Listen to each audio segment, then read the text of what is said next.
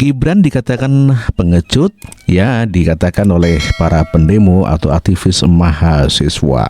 Dan inilah kata mereka tentang Gibran. Kita dengarkan pernyataan mereka yang mengatakan Gibran anak adalah muda yang pengecut dan tidak jujur. Kenapa? Prabowo itu adalah produk gagal dari turunan Orde Baru, sedangkan Gibran adalah anak haram konstitusi. Bahwa kita hari ini mau bilang Prabowo, Gibran itu adalah bentuk humor dan kelucuan di dalam ruang demokrasi kita. Nah, kenapa? Itulah pengakuan pendemo yang mengatakan Gibran adalah pengecut dan Prabowo Subianto adalah produk gagal Orde Baru. Selain mahasiswa, seorang guru besar yang bernama Profesor Dr. Ikrar Nusa Bakti juga meremehkan Gibran. Bahkan Gibran dikatakan takut dengan kamera wartawan, dan inilah pernyataannya. Anda lihat ya, setiap kamera ditujukan kepada dia dan kemudian ditanya oleh wartawan, dia tidak pernah menghadapkan mukanya ke kamera.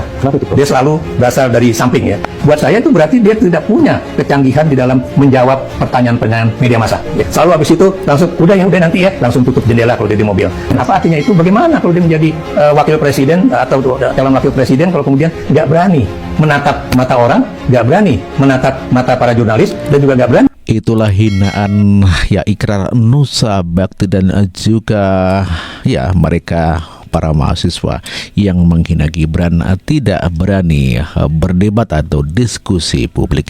Namun demikian pada kenyataannya Gibran berani diskusi dengan warga masyarakat, dan inilah contohnya. Terima kasih untuk kesempatan kali ini ya. Perkenalkan, saya Fahmi Bima Chandra ya. Saya kelas 11 IPS.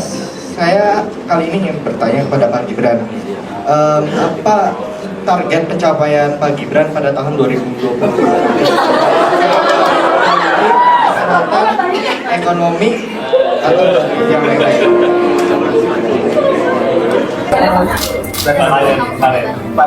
Valentino kelas berapa? Kelas 11. Ini kan di sini banyak yang anak-anak muda juga.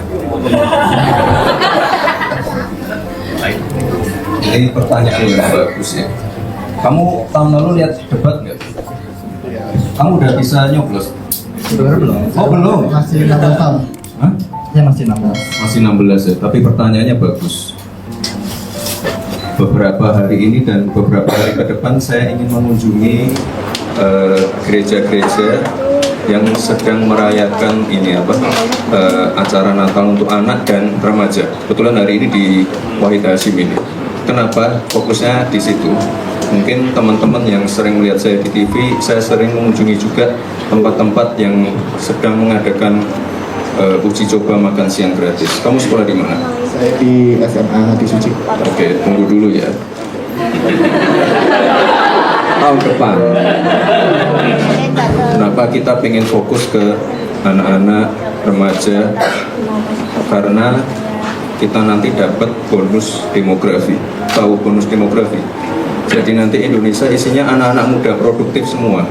Jadi ini kesempatan Indonesia untuk menuju Indonesia emas, kesempatan kita untuk jadi negara maju, karena isinya anak-anak muda semua seperti kamu, Valentino, dan teman-teman yang ada di sini. Tapi tentunya dari pemerintah harus ada dorongan.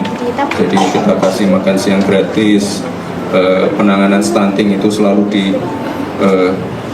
ditegaskan oleh Pak Presiden kita, Pak Prabowo. Stunting harus dikurangi, kalau bisa dienolkan, kemiskinan juga dikurangi, kemiskinan ekstrim. Lalu di tahun depan ini untuk pertama kalinya kita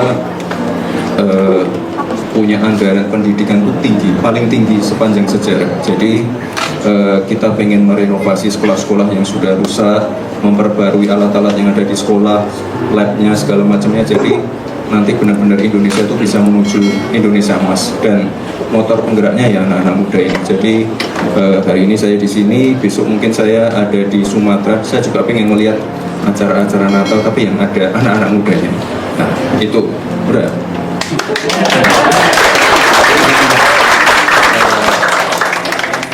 Kamu belajar yang pintar, nanti kalau ada kesempatan juga kita banyak sekali kesempatan untuk beasiswa S1, S2 di luar negeri di kampus-kampus favorit di seluruh dunia, dan sekali lagi ini fokusnya ke anak-anak dan anak-anak muda seperti kamu. Umur? Saya 16 tahun. Nah, pas 16 tahun nanti di tahun 2045 Valentino di umur yang produktif.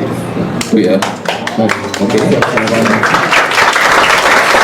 Ayo ada lagi ya. Tapi saya juga pengen tahu, apa anak muda pertanyaannya kritis dan pengen tahu apa yang dilakukan pemerintah itu bagus. Sehat di mana-mana. Silakan Teh. Valentino, makasih ya pertanyaannya. Perkenalkan, saya Theo. Saya sekarang sudah kelas 9 umur 14. Saya ada satu pertanyaan. Saya baru bikin. Udah disiapin. Oke. Ya, undangan anak info lah. Apa saja program prioritas pemerintah untuk remaja dalam perkembangan digital yang pesat saat sekarang ini? Oke. Pertanyaannya hampir mirip nih, tapi kamu lebih spesifik ke remaja ya? Ya. 14 tahun. Ya. Jadi waktu saya masih wali kota Solo, kita bikin yang namanya Solo Technopark. Jadi isinya, kamu cita-citanya apa dulu? Aku sih pengennya masuk dalam sound engineering. Oke, spesifik sekali. Oke, saya bikin di Solo tuh ini kelas di Solo Technoparknya ya, kelas bawah air, underwater welding, sekolah cyber security. Kan sekarang kita banyak serangan hacker itu, cyber security penting sekali. Terus sekolah membuat game banyak sekali. Terus tempat-tempat inkubasi UMKM biar anak-anak mudanya punya jiwa entrepreneurship. Jadi nanti ke depan fokusnya ke anak-anak muda itu. Jadi anak-anak muda kita sentuh, kita kawal, dan kita ini berikan edukasi pelajaran-pelajaran yang benar-benar menjawab tantangan zaman. Jadi kamu tadi pengen jadi sound engineering, terus kamu sekarang di umur 14 tahun dan kamu nanti pengen jadi itu sound engineer. Ya. Oke. Itu saya kira pekerjaan yang bagus sekali, fokus dan spesifik. Selain Profesor Ikrar Nusa Bakti, demikian juga dengan pendukung Anies Baswedan yang bernama Coki Castillo kalau tidak salah. Dia juga mengatakan sangat menghina Gibran, belimbing sayur duta asam sulfat, demikian katanya. Kita dengarkan pernyataan mereka. Gokate juga apa? Ini Pak. Gak bakalan dateng tuh belimbing sayur. Diundang deh kagak dateng. Deh kalau umpama yang debat-debat begitu ya, yang diskusi, nggak bakalan hadir dah. Hah? Takut ditanya yang apa namanya, ditanya yang bagaimana gitu. Coba, ntar pasti ada syuting, ke gorong-gorong lah, ke pasar lah. Nah kalau itu bisa karena aktingnya jago. Gue tau dah belimbing sayur kalau acting jago. Sama kayak babanya. Main di got, gorong-gorong, sablaga metik ini, metik pohon itu. Udah kebaca sinetron lu. Sinetron Indosiar. Coba undangan debat dari mahasiswa mana, gue pengen tahu. Nggak bakalan dateng udah. Gue udah tahu karakter belimbing sayur dah. Asem, dia nggak kecut, gampang rontok. Namun demikian, pidato Gibran membuat mata orang terbelalak, dan inilah ulasannya. Pidato Gibran membuat mata orang terbelalak. Ya, ini yang benar-benar ditunggu oleh publik ya. Ketika Gibran berpidato sebagai calon wakil presiden. Ya, kita tahu ya mungkin orang melihat kapasitas Gibran, kompetensi Gibran mungkin hanya itu-itu saja gitu ya, nggak jauh lebih baik begitu daripada cawapres yang lain. Saya yakin ekspektasinya ketika menunggu Gibran untuk berbicara begitu ya di depan massa yang banyak waktu deklarasi tadi siang, mungkin ya paling hanya normatif saja, paling terima kasih sudah mendukung saya, atau mohon maaf mungkin mengecewakan beberapa pihak gitu ya. Selebihnya saya siap menjadi cawapres Prabowo. Mungkin itu ya normatif. Tapi ternyata di luar dugaan gitu loh. Sangat luar biasa menurut saya, membuat orang jadi wow. Jadi benar-benar membalikkan ekspektasi yang rendah. Ini sudah di atas ekspektasi kita gitu ya. Saya juga tadinya begitu berpikir, paling begitulah, karena memang Gibran selama ini sangat irit berbicara begitu, termasuk dalam membuat status juga. Kadang hanya 1 huruf, 2 huruf gitu ya. Tapi tiba-tiba bisa berpidato dengan sangat baik, dengan sangat percaya diri begitu, meskipun ya ada unsur nervous, demam panggung pasti ada ya. Sehebat apapun orang gitu ya, kalau sudah menghadapi massa sedemikian banyak, terus selama ini ditekan luar biasa, dianggap remeh, dianggap anak ingusan, dianggap nggak punya kemampuan apa-apa karena hanya nebeng bapaknya yang jadi presiden gitu kan, itu tekanan luar biasa loh. Tapi saya kira Mas Gibran itu bisa mengatasi itu semua. Malah di awal-awal meminta Pak Prabowo untuk turun dari panggung ya, supaya bisa mendengarkan Gibran lebih baik. Tapi intinya kan Gibran biar tidak ada di podium. Memang ini menurut saya sebuah menunjukkan bahwa Gibran itu punya komunikasi yang baik, punya teknik public speaking. Nah ini teknik public speaking, cara berkomunikasi dengan rakyatnya, maka dia tidak berada di balik podium mimbar, tapi dia langsung pegang mic begitu dan berjalan menyapu ya, dengan kontak mata dengan semua audiens di situ.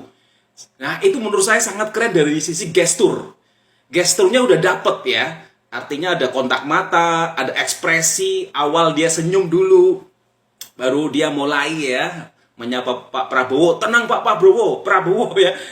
Saya sudah di sini. Nah, dia sudah mulai begitu gitu ya. Gesturnya oke, dia jalan ke sini, jadi mengitari panggung gitu ya, menyapa semua audiens yang hadir di situ.